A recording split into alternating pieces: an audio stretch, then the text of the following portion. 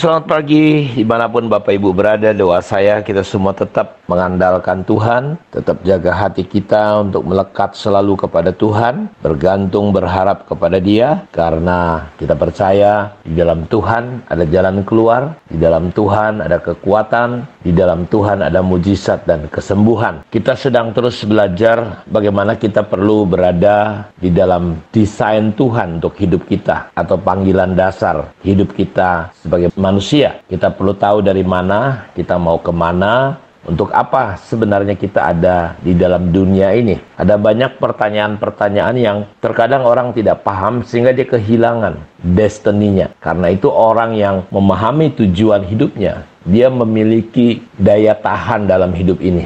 Dia punya kekuatan, bahkan dia tidak menyia-nyiakan. Dia tidak hanya sekedar hidup, apalagi menyia-nyiakan hidupnya, apalagi merendahkan hidupnya, apalagi menghancurkan hidupnya. Tetapi saya mempercaya orang yang memahami panggilan dasar hidupnya, dia akan memiliki salah satu hal yang sangat penting untuk kita hidup di dalam dunia, untuk kita tidak dikalahkan dunia, untuk kita tidak terseret dengan dunia, tetapi kita boleh berjalan dan kita boleh menggenapi rencana dan kehendak Tuhan. Sebutkan saja contoh-contoh dalam Alkitab. Daniel misalnya, dia punya daya tahan, punya kekuatan sebagai seorang anak Tuhan. Di tengah puncak keberhasilannya, kita sama-sama tahu dia ditempatkan sebagai penasehat raja. Dan tidak ada satu hal pun yang bisa untuk menjatuhkan Daniel. Tapi saudara, kisahnya adalah banyak orang menjadi cemburu. Apalagi Daniel bukan berasal dari negara Babel, tapi dia adalah seorang budak tadinya, seorang tawanan. Tetapi karena dia hidup sejak awal di Daniel 1 ayat 8, tidak akan pernah mau menajiskan dirinya. Dia tidak mau keluar dari apa yang dia yakini, dia percayai, dari apa yang dia terima dari orang tuanya. Dan saya melihat bahwa walaupun tidak disebutkan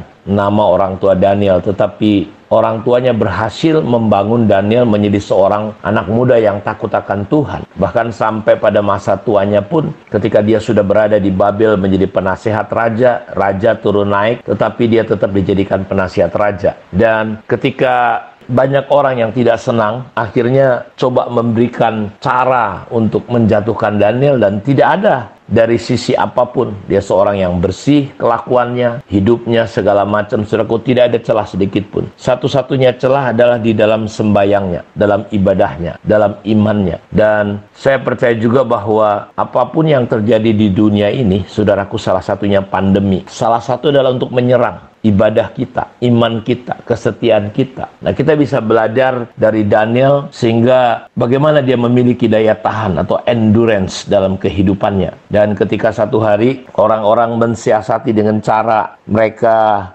membuat kesepakatan, dan raja tidak tahu bahwa ini adalah anjuran-anjuran yang sebenarnya untuk menjebak Daniel, dan mereka menawarkan sebuah hal yang luar biasa kepada raja, bahwa raja jangan sampai ada orang yang minta kepada siapapun kecuali kepada raja. Raja dipuji sedemikian rupa, dan raja sepakat, dikeluarkanlah peraturan bahwa tidak boleh ada orang selama beberapa waktu minta kepada dewanya kecuali kepada raja. Barang siapa melanggar, dia akan dibuang ke gua singa. Dan saudara, kita lihat, walaupun Daniel tahu bahwa peraturan itu adalah untuk menjebak dia, dia tahu peraturan itu adalah, saudaraku, bisa mengancam jiwanya, bisa mengancam karirnya. Tapi saya mau katakan, Daniel tidak takut. Dia tetap melakukan. Dia memiliki kekuatan, daya tahan. Saudara, dia tidak takut dengan apapun. Dan saya mau katakan, ketika di tengah situasi seperti sekarang ini, mari kita bangun pengertian sehingga kita memiliki daya tahan,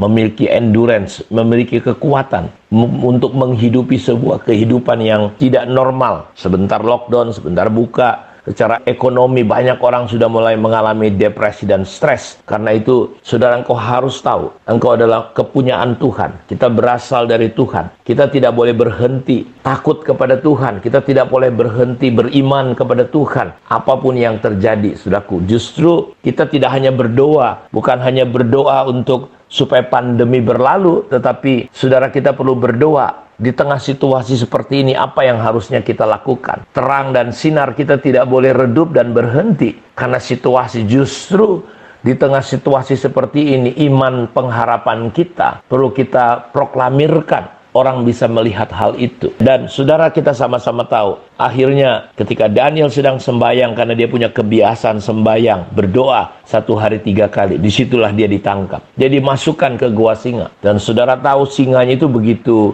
ganas. Kenapa? Karena setelah orang-orang lain, setelah orang yang menjebak dia akhirnya ditangkap, dibuang ke dalam gua singa itu, Bapak Ibu tahu bahwa sebelum tubuh mereka sampai di tanah, itu sampai tulang-tulangnya sudah habis sebelum menyentuh tanah. Berarti singa itu begitu ganas, begitu lapar.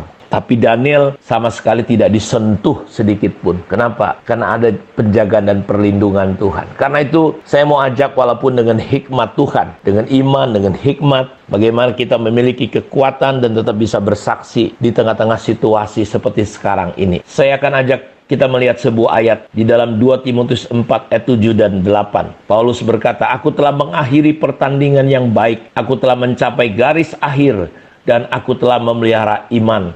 Sekarang telah tersedia bagiku mahkota kebenaran yang akan dikaruniakan kepadaku oleh Tuhan, Hakim yang adil pada harinya, tetapi bukan hanya kepadaku, melainkan juga kepada semua orang yang merindukan kedatangannya." Jadi saudara, kita lihat bagaimana Paulus bisa berkata, karena sebentar lagi setelah ayat ini, dia akan dihukum mati, dipenggal kepalanya. Dan dia tahu, dan dia berkata, "Aku telah mengakhiri pertandingan yang baik," finishing well. Dia telah mengakhiri hidupnya di dalam iman. "Aku telah mencapai garis akhir, dan aku telah memelihara iman. Sekarang telah tersedia bagiku." Jadi, saudaraku, di tengah situasi ini tetaplah kita, Bapak Ibu, untuk berjalan memelihara iman. Karena saudara nggak perlu takut, nggak perlu khawatir, sebab telah tersedia mahkota kebenaran yang akan dikaruniakan kepada kita oleh Tuhan. Jadi rentang waktu yang Tuhan percayakan kepada kita bukan untuk hidup dalam ketakutan, lari dari realita, tapi bagaimana kita memanfaatkan waktu yang Tuhan berikan kepada kita untuk menjadi berkat. Karena itu saya mau katakan, mari kita akan akhiri pertandingan hidup kita. Kita akan isi kehidupan kita ini dengan benar. Karena kematian gak bisa kita hindari, saudara-saudaraku. Kematian pasti datang, entah karena apapun. Tapi yang paling penting, seperti Rasul Paulus, dia isi hidupnya. Dia jalani kehidupannya ini dengan iman. "Aku telah mengakhiri pertandingan hidup yang baik." Dia memiliki daya tahan. Sehingga kalau kita baca di kitab Kisah Rasul, bagaimana ketika Roh Kudus menyatakan kepadanya bahwa aniaya, penderitaan ya akan menantikan dia. Saudara, dia berkata, "Aku ditawan." Sebagai tawanan Roh Kudus, dia nggak takut. Dia nggak mementingkan, menghiraukan nyawanya. Yang penting tugas panggilannya itu dia bisa tunaikan, dia selesaikan. Ini yang saya berdoa, berharap kita semua, Bapak Ibu, saya dorong untuk kita di tengah situasi ini. Bagaimana kita tetap setia, kita memiliki daya tahan dan kekuatan. Dan itulah yang dimiliki oleh tokoh-tokoh dalam Alkitab. Mereka memiliki daya tahan menghadapi apapun yang sedang terjadi. Dan mereka tetap menjadi berkat, setia sampai akhir. Kiranya Tuhan memberkati kita semua. Mari kita berdoa. Bapa, berkati anak-anak-Mu dimanapun mereka berada. Teguhkan hati mereka, kuatkan, supaya kami tetap memiliki daya tahan. Kami tetap bersaksi, kami tetap menjadi berkat di tengah situasi sekarang ini. Biarlah media-media yang kami gunakan, kami boleh isi dengan takut akan Tuhan, isi dengan kebenaran, isi dengan membangun, menghibur dan menguatkan orang-orang, bukan sebaliknya. Karena itu Tuhan, jamah hati anak-anak-Mu pada saat ini juga. Tuhan, teguhkan, yang sakit disembuhkan. Dan Tuhan, Engkau memberikan anugerah-Mu lebih lagi kepada setiap kami. Dan kami berjalan di dalam kasih karunia-Mu. Jadilah sembuh, jadilah sehat, jadilah kuat setiap anak-anak-Mu hari ini juga ya Tuhan. Dalam nama Yesus kami berdoa. Amin. Tuhan memberkati kita semua. Shalom.